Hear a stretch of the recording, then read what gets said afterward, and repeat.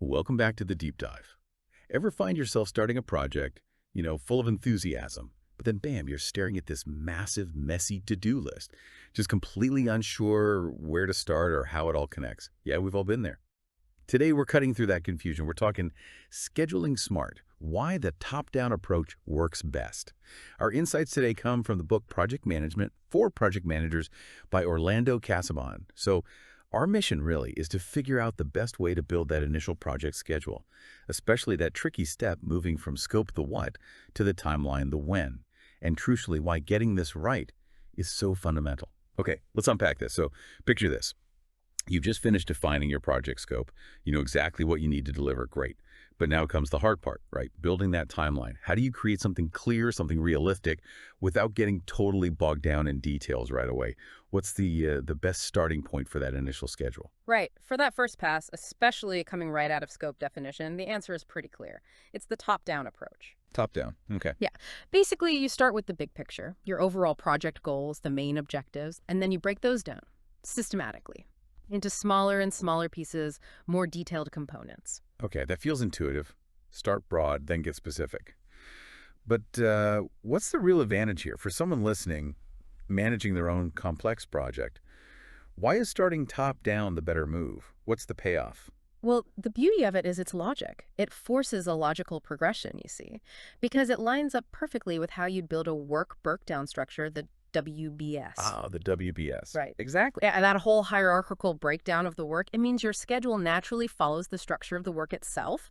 It helps translate those high-level strategic aims directly into, well, an actionable timeline, and it ensures you don't miss anything major. Every big piece gets accounted for right from the start. It connects the strategy to the actual doing. Okay, I get that.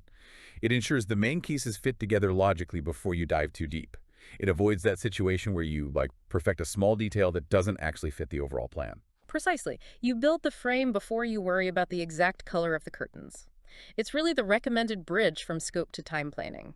It considers both the big goals and the operational side. But I can imagine someone thinking, isn't that slow? All this high-level stuff before getting to the tasks. That's a fair question, but it actually prevents wasted effort later. It stops you from getting stuck in analysis paralysis on details that might change anyway. You get clarity on the main path first. It makes the detailed planning much faster and more effective when you get there.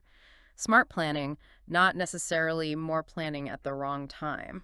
Good distinction. Yeah. Okay, so top-down is the way forward for initial planning. Hmm. What about the other methods people might grab? What are the common mistakes or tools used incorrectly at this stage? I think we've all probably tried using a progress chart as our actual plan at some point, right? Oh, absolutely. That's a classic. Using tools meant for tracking or analysis as planning tools. Take Yeah. the S-curve, for example. It shows cumulative progress or cost over time. Great visual for monitoring, yes, but it tells you nothing about how to sequence the work or how long tasks take. Not a planning tool. Then you have milestone diagrams, useful for highlighting key dates, major achievements. Right, the big signposts. Exactly. Signposts, not the map. They lack the sequence, the duration, the dependencies you absolutely need for a real schedule. And one more people sometimes confuse is the Ishikawa diagram, the fishbone diagram. Oh, yeah, for root cause analysis. Totally different ballpark. But that's for figuring out why a problem happened. Nothing to do with scheduling what happens next. Okay, so S-curves, milestones, Ishikawa diagrams, useful tools, but not for building that foundational project timeline. Correct. Wrong tool for that specific job of initial scheduling. So wrapping this up a bit, what's the key takeaway for our listeners, whether they're formal project managers or just trying to organize something complex? I think it really highlights how crucial that initial choice of method is. Starting top down isn't just a technical preference. It sets the foundation correctly. It helps you build logically, ensures alignment, and honestly prevents a lot of rework and confusion down the line. It sets the stage for success from the very beginning. It really does, and it prompts a useful question, doesn't it?